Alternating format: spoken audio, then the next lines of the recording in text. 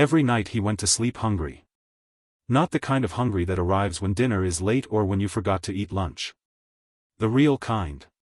The kind that has been there so long it has stopped feeling like an emergency and has started feeling like a condition, like weather, like something you simply live inside of because there is no available alternative.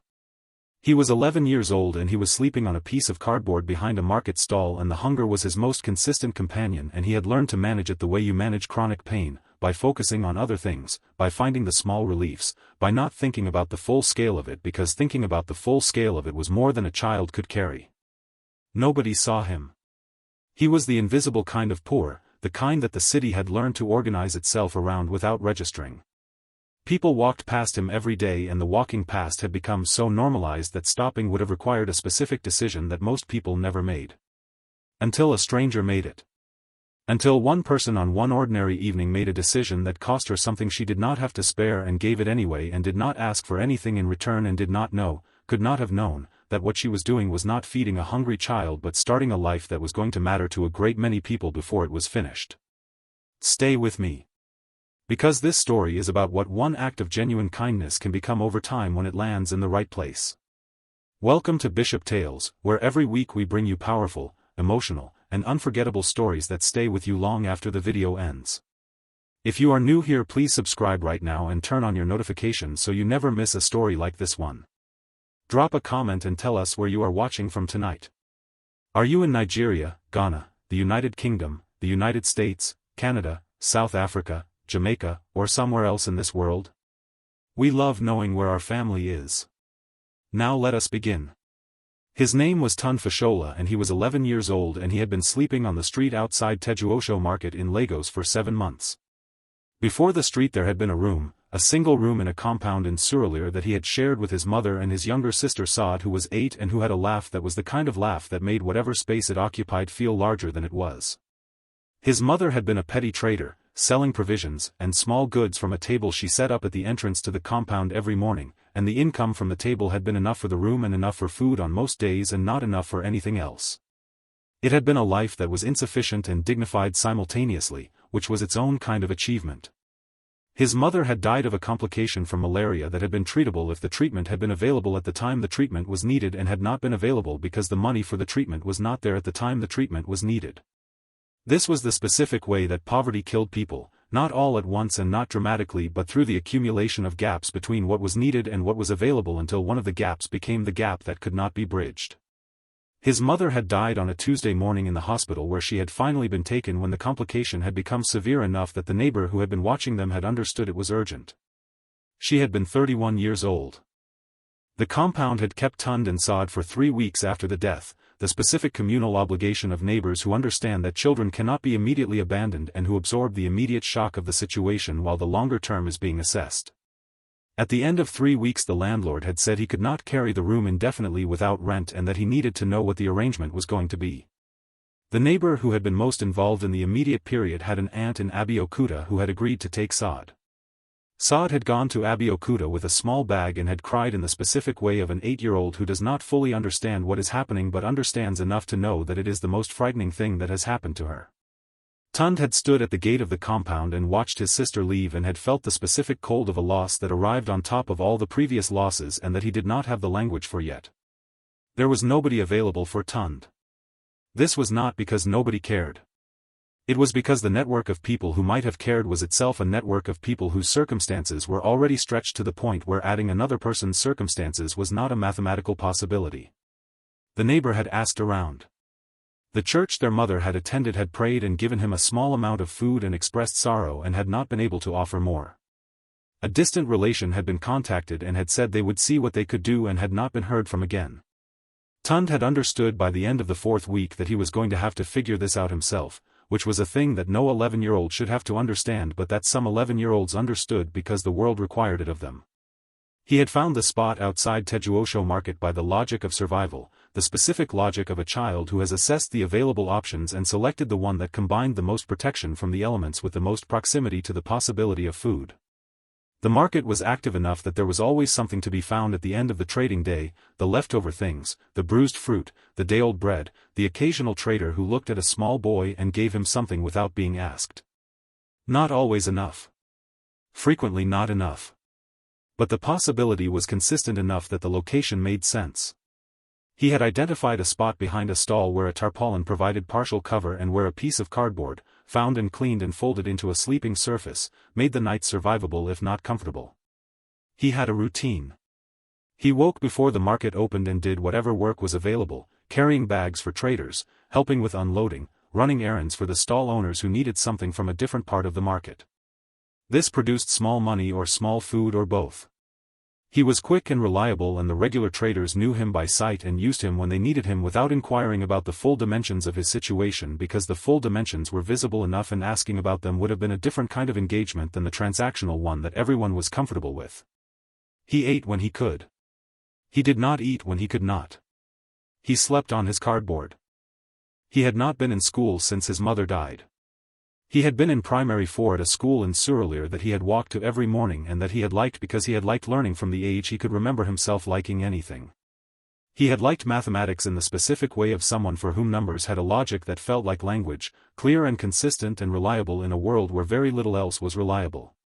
He had liked reading in the way of someone who had discovered early that books contained worlds that were available to enter regardless of the condition of the world you were actually living in. He had liked school. He missed it with the dull ache of something he had loved that was no longer available, the way you miss a person rather than the way you miss a thing. He had been on the street for 7 months when the stranger found him. It was a Thursday evening, the market winding down from the day's business, the traders packing their remaining stock and folding their tables, the specific end-of-day energy of a market that had done what a market does and was now releasing itself back into the evening. Tunde was in his usual spot. He had eaten a small amount, less than usual, one of the days when the available work had produced less than the minimum. He was sitting on his cardboard with his knees to his chest in the specific posture of someone who is making themselves as small as the cold and the hunger will allow. The woman who stopped was named Mrs. Abimbala. She was 58 years old and she was a teacher at a secondary school in Mushin, and she had been at Tejuosho market to buy fabric for a school project that she was partly funding from her own salary because the school's budget for such things had not materialized in the form of actual money. She was not wealthy. She was a teacher at a government secondary school, and the salary of a teacher at a government secondary school was the salary of someone who had chosen their work for reasons other than financial reward and who lived accordingly, which was to say carefully and without surplus. She was on her way out of the market with her fabric purchase when she passed the spot behind the stall where Tunde was sitting. She almost did not stop. This was the truth of it, and she acknowledged the truth of it later when she told the story, that she had walked past for 2 steps before something stopped her. She could not name what stopped her. It was not a thought. It was the specific physical stopping of a person whose body has registered something their mind has not yet processed, the way you turn around in a street because something in the peripheral information your senses were collecting has triggered a response that precedes the naming of it. She turned around. She looked at him properly. She looked at his age and at the quality of his clothes and at the cardboard he was sitting on and at the particular quality of the way he was holding himself, the specific compression of someone who is managing cold and hunger and the absence of the usual protections that 11-year-olds have around them, and she understood what she was looking at. She had 200 naira in her purse beyond what she had allocated for the fabric. She had been considering whether to use it for the bus home or to walk the 30 minutes to save it for something else. She made a decision about the 200 naira. She walked to the nearest food seller still open at the edge of the market, a woman selling rice and stew from a large pot, and she bought a full plate of rice and stew and a bottle of water, and she brought it back to Tunde. She set it in front of him. She said, "Eat this." He looked at the food and looked at her with the expression of an 11-year-old who has learned to be careful about things that seem too good and who is assessing whether this is safe. She said, "I am a teacher." She said, "I am not going to hurt you." She said, "The food is for you." He looked at the food again. He ate. She sat beside him on the low concrete border of the stall while he ate. She did not speak. She watched him eat in the way of someone who needs to understand the scale of what they are looking at and is looking at it fully and without the comfortable distance of someone who does not want to know. When he had eaten, she said, "What is your name?" He said, "Tunde." She said, "How long have you been here?" He said, 7 months. She said, "Where is your family?" He told her. Not everything immediately. But enough. Enough for her to understand the shape of the situation, the mother, the sister, the compound, the succession of people who had been unable to help, the 7 months. She listened with the full attention of a woman who had spent 30 years teaching children and who understood that listening to a child was not the same as waiting for them to finish so you could respond. She listened to understand. She said she needed to ask him something. She said she was going to ask him something and she wanted him to answer honestly because she was not going to ask him anything that had a right answer. She said, did he want to be in school? He looked at her. He said yes. He said it with the specific quality of someone who has been carrying the answer to that question for 7 months and has finally been asked it. He said it in the voice of an 11-year-old who had liked mathematics and liked reading and who had missed school with the dull ache of something loved and unavailable for 7 months. She nodded. She said she thought so. She said she was going to think about what to do about that. She said she could not promise what she was going to be able to do. She said she wanted him to know she was going to think about it. She said she was going to come back here on Saturday. She said would he be here on Saturday? He said yes. She said she would bring him food. She said she would come back. He looked at her. He said okay. She stood up and collected her fabric and left. Now friends, I need to stop here because if you are watching this and something in you has shifted the way it shifts when you encounter something true, you are exactly where Bishop Tales wants you to be. Please like this video right now and drop a comment below. Tell us, have you ever received an act of unexpected kindness from a stranger at a moment when you most needed it, or have you ever given one? Tell us in the comments. We read every single one. And if you have not subscribed yet, please do it right now because what Mrs. Abimbala does on Saturday and what she does in the weeks after that and what Tunde becomes over the years that follow is a story that is going to change how you see every person you pass today. She came back on Saturday. She brought food and she brought something else. She brought a notebook and 2 pencils. She gave Tunde the food first because the food was the first thing. Then she gave him the notebook and the pencils. She said she had been thinking. She said she had a plan that she wanted to tell him about and she wanted him to hear it fully before he responded. He said okay. She told him. She said she had spoken to the headmistress of the school where she taught and had explained the situation and had asked whether the school could take a primary school-aged student on an informal basis while a more formal arrangement was being explored. The headmistress had said there was a process. Mrs. Abimbala had said she understood there was a process and she was asking whether the process could begin. The headmistress had said she would see what she could do. Mrs. Abimbala said this was not a solution yet. She said this was the beginning of looking for a solution. She said the notebook was for him to use in the meantime. She said she wanted him to keep his thinking sharp. She said she had 2 children of her own and they were grown and she had a spare room that was currently being used for storage. She said she needed to talk to her husband before she said anything further about the spare room. She said she was telling him this so he knew she was thinking seriously and not just kindly. She said there was a difference. He said he understood the difference. She said yes. She said she thought he did. She talked to her husband that evening. His name was Mr. Abimbala and he was 61 years old and a retired civil servant who had spent 30 years in local government and who had the specific quality of someone who has spent 3 decades in a bureaucracy and has emerged from it with their essential decency intact, which was not the most common outcome but was his. He listened to what his wife said. He listened to all of it. Then he asked what she was proposing. She said she was proposing that they bring the boy to the spare room while the formal process of identifying a longer-term arrangement was being pursued. He said how long? She said she did not know. He said what did the formal process look like? She said it involved the school and possibly the local government welfare office and she was going to find out more on Monday. He was quiet for a moment. Then he said bring him here on Monday. She looked at him. He said you are going to bring him here eventually. He said you have already decided. He said bring him on Monday and we will figure out the rest from Monday. She said are you sure? He said I have been married to you for 33 years. He said I know what decided looks like on your face. He said bring him on Monday. She brought Tunde on Monday morning. He came with the small bag that contained everything he owned, which was not a large bag, and he stood in the doorway of the Abimbala house in the Mushin neighborhood that was modest and clean and full of the specific warmth of a house that has been lived in with care for a long time. He stood in the doorway and looked at the inside of a house that was not grand by any objective measure and that was, to a child who had been sleeping on cardboard for 7 months, the most welcoming space he had ever stood in front of. Mrs. Abimbala showed him the spare room. It was small and had been cleared of the storage that had occupied it, cleared over the weekend by both of the Abimbalas working together, and it had a bed with a clean blanket and a small desk and a lamp. He stood in the doorway of the room and did not say anything for a long moment. She said, "It is yours for now." He said, "Thank you." He said it with the full weight of 2 words used to carry something much larger than 2 words could carry. She said there was food in the kitchen and she had school in an hour, but Mr. Abimbala would be home and she would be back by 2. The formal process of establishing a more permanent arrangement took 3 months and involved the school, the local government welfare office, and a NGO that worked with street children in the Lagos area that Mrs. Abimbala had contacted through a colleague. The process was slow in the way that all formal processes involving the welfare of children were slow, because the processes had been designed with thoroughness as the priority rather than speed, and thoroughness and speed were rarely available at the same time in the same process. Tunde attended the welfare interviews and the school assessments with the specific composure of someone who has learned that institutions require a certain kind of presentation and who has the intelligence to understand what that presentation requires even at 11.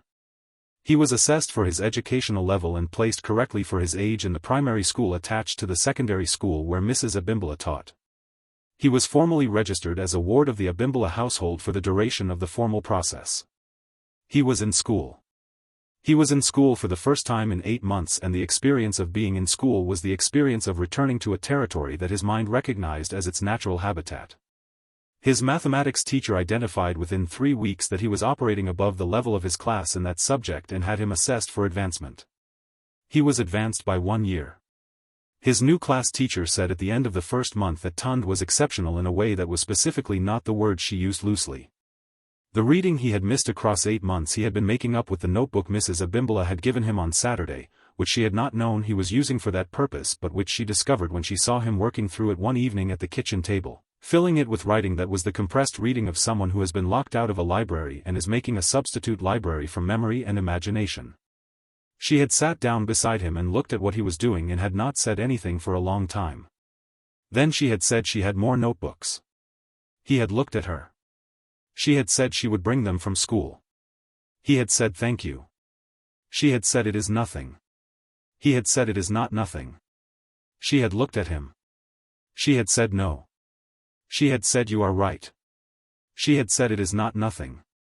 The NGO's involvement produced a formal guardianship arrangement that gave the Abimbalas legal standing to make decisions on Tunde's behalf and that established a structured support framework that included contributions to his educational costs and access to welfare services as needed. The arrangement was not a formal adoption, but it had the essential quality of one in every practical sense, the quality of 2 people who had decided that a child was their responsibility and who were meeting that responsibility with everything they had. Mr. Abimbala, who had been retired for 2 years and who had the specific combination of available time and a constitution that did not manage available time well, became the one who walked Tunde to school in the mornings and picked him up in the afternoons, and who sat at the kitchen table helping with the mathematics that Tunde was advancing through at a pace that occasionally exceeded Mr. Abimbala's ability to keep up, which Tunde navigated with the specific tact of a child who has learned to be grateful and who does not let gratitude become condescension.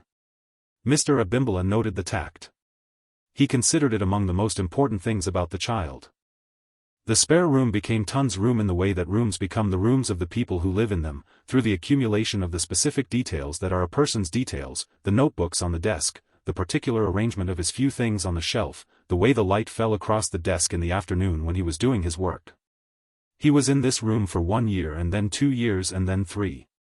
He was in secondary school in the 3rd year, placed at the right level for his age and advancing through it with the focused intelligence that his teachers described consistently as the specific intelligence of someone who was not just learning but building an understanding of things, the difference between someone who could answer the question and someone who could see why the question mattered. His sister Saad came to visit in the 2nd year. The aunt in Abeokuta had maintained contact with Mrs. Abimbala through the welfare process, and the visit had been arranged with care on both sides. Saad was 10 by then and had the same laugh that Tunde had described to Mrs. Abimbala once in the kitchen when she had asked him about his family, and he had said that Saada's laugh was the kind that made rooms larger. Mrs. Abimbala had remembered this, and when Saad laughed in the sitting room of the Abimbala house on the afternoon of the visit, the laugh did exactly what Tunde had said it did. She had watched the 2 siblings together that afternoon with the specific quality of someone who is witnessing something they have been responsible for making possible and who is receiving that witnessing with full gratitude. Mr. Abimbala, sitting in his chair across the room, had caught her eye and had given her the specific look of 33 years, the look that said he knew what she was feeling and he was feeling it too. Tunde finished secondary school 4 years after coming to the Abimbala house. He finished with results that produced from his school's results tracking system the specific response of a system encountering an outlier, results that were not just excellent but were of the category that was categorized separately from excellent because excellent was insufficient for what the numbers showed. He had placed first in the state in mathematics in the final examination. His result in the sciences and in English were in the top 5 percentile nationally. He had received the result while sitting at the kitchen table where he had sat for 4 years, and Mr. Abimbala had been sitting across from him and had looked at the result and had said nothing for a long time and then had stood and gone to the kitchen window and stood at it for a while, and Tunde had known what he was doing and had given him the time to do it. He was admitted to the University of Lagos to study engineering. He had been offered a scholarship from a private foundation that supported exceptional students from welfare backgrounds, and the scholarship covered his fees and a stipend for his living costs. He stayed at the Abimbala house during the university years, commuting to the campus because the commute was manageable and because the house had become the thing that houses become when they have been the site of formation, the specific place that a person's sense of themselves is located in. He came home every evening to the kitchen table, and Mr. Abimbala's questions about how the day had gone and Mrs. Abimbala's insistence on feeding him properly even when he said he had eaten on campus, which was always disputed by Mrs. Abimbala on the grounds that eating on campus was not the same thing as eating. He graduated at the top of his engineering program. He was offered a position at a multinational engineering firm before he had finished the final examination period, the offer having been made on the basis of a paper he had presented at a student research conference that had produced the specific response of people with the authority to offer positions encountering someone whose thinking they want access to. He accepted the position. He worked with the focused intelligence and the meticulous thoroughness of someone who had decided a long time ago, on a piece of cardboard outside a market, that the work was going to be worth doing fully or not at all.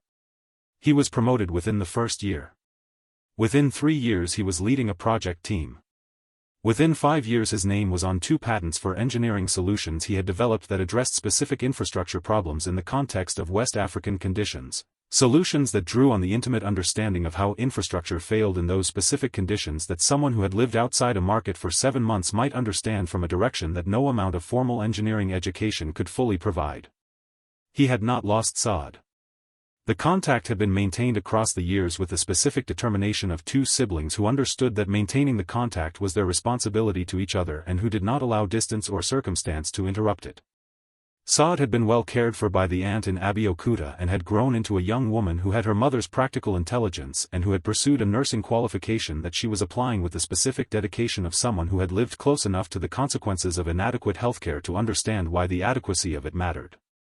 She had come to Lagos when she finished her qualification. Tunde had helped her find her footing in the city. The relationship between them had the quality of relationships that have been forged in the specific conditions that forge things permanently, not always easy, not always without friction, but unbreakable in the way of things that have already survived the conditions that would have broken things of lesser durability. Mrs. Abimbala retired from teaching in the year Tunde received his second patent. She retired at 68, having taught for 40 years and having been, by every measure available, an excellent teacher, the kind whose students returned to mention her at events and who was remembered across decades by children who had become adults who understood what she had given them. She retired into a house that was still the same house in Mushin and that contained the same kitchen table and the lamp in the room that had been the spare room and the specific warmth of a space that had been lived in with care for a long time. Mr. Abimbala, 71 and in good health, was still asking questions about how the day had gone, though the days now were his wife's days rather than Tunde's commuting days, and the questions were about the retirement activities she was pursuing rather than the engineering work. Tunde came to the house on the Saturday of Mrs. Abimbala's retirement party. He came with a gift that he had thought about for weeks. It was not the most expensive gift he could have given. He had not looked for the most expensive thing. He had looked for the right thing. He had found it in a framing shop, a photograph taken on the afternoon of Sada's first visit to the Abimbala house, a photograph that one of the Abimbala adult children had taken and had sent to Tunde 2 years later when Tunde had mentioned that afternoon and what it had meant. In the photograph Mrs. Abimbala was watching Tunde and Saad in the sitting room with the specific expression of someone witnessing something they have been responsible for making possible. The expression was the thing. He had framed it and had written on the back, in his engineer's precise handwriting, the date and 5 words. She made everything possible. She. She unwrapped it at the party in front of her family and her retired colleagues and looked at the photograph and looked at the words on the back and did not say anything for a while. Mr. Abimbala, standing beside her, read the words and put his hand on her shoulder. She looked up at Tunde. She said she had given him a plate of rice and stew. He said yes. He said she had given him a plate of rice and stew and a notebook and 2 pencils and a room with a desk and a lamp and 4 years of kitchen table dinners and a walk to school in the mornings and a man who sat with him through mathematics he was outgrowing and a woman who insisted on feeding him properly even when he said he had eaten on campus. He said she had given him all of that. She said it was what anyone would have done. He said no. He said it was what she had done. He said most people had walked past. She had stopped. He said that was not what anyone would have done. That was what she had done. She looked at him for a long moment. She said she was glad she had stopped. He said so was he. He said so was every person the engineering had helped and every child who had been housed through the trust he had established in his mother's name and his sister's name and Mrs. Abimbala's name and every person who would benefit from those things in the years to come. She looked at him. She said what trust? He said he had established a trust 3 months ago. He said it was funded from his own income and from 2 corporate sponsors he had identified through his professional network. He said the trust provided emergency support and educational access to street children in Lagos, specifically children in the markets and on the pavements and in the invisible spaces of the city where children who had been failed by circumstance were managing that failure on their own. He said the trust's operation was modeled on what she had done. He said it was not a large gesture or a grand institution. He said it was the specific and practical act of stopping and providing the immediate thing that was needed and then staying involved long enough for the immediate thing to become the foundation of something more. He said that was what she had done. He said he had built the trust to do it at scale. He said he had named it the Abimbala Trust. He said that was why he had given her the photograph because the photograph was the image that the trust was built on, the image of a woman watching something she had made possible with the full honest weight of knowing what making it possible had required. She pressed both hands against her face. Her children, standing around her, produced the quiet of people who are witnessing something significant and are choosing not to interrupt it with words. Mr. Abimbala was not pressing his face. He was standing very straight in the way of someone who is managing a great deal of feeling through posture. Tunde stood in the sitting room of the house that had been his house for 4 years and that was still in every way that mattered his house and he looked at the 2 people who had opened a door when he was standing outside everything and he felt the full weight of what that opening had been and what it had become and what it was still becoming. He thought about the cardboard. He thought about the 7 months and the hunger that had stopped feeling like an emergency and had started feeling like weather. He thought about Thursday evening when a woman had turned around 2 steps past him and had looked at him properly for the first time anyone had looked at him properly in 7 months. He thought about what it felt like to be seen. He thought about the plate of rice and stew and the 200 naira that had been the bus money and that she had spent anyway. He thought about the notebook and the pencils. He thought about Monday and the spare room and the desk and the lamp. He thought about the kitchen table. He thought about the mathematics that Mr. Abimbala had sat with him through. He thought about Sada's laugh making the sitting room larger. He thought about the university and the patents and the position he had accepted before the final examination was finished. He thought about all of it as a single continuous thing, the single continuous thing that had begun with a woman who had walked 2 steps past a hungry child and had turned around. She had not known what she was turning toward when she turned. She had known only that turning was the right thing and that she had the capacity to do a small and necessary thing and that the small and necessary thing was in front of her and she was going to do it. That was all she had known. The rest had been what happened when small and necessary things are done for the right reasons by the right person in the right moment, which was that the small and necessary things became the foundation of everything that was built on them, and what was built on them was determined by the person they were done for. And the person they were done for was a child with a mathematical mind and a love of reading and a sister with a laugh that made rooms larger and a mother who had deserved more time.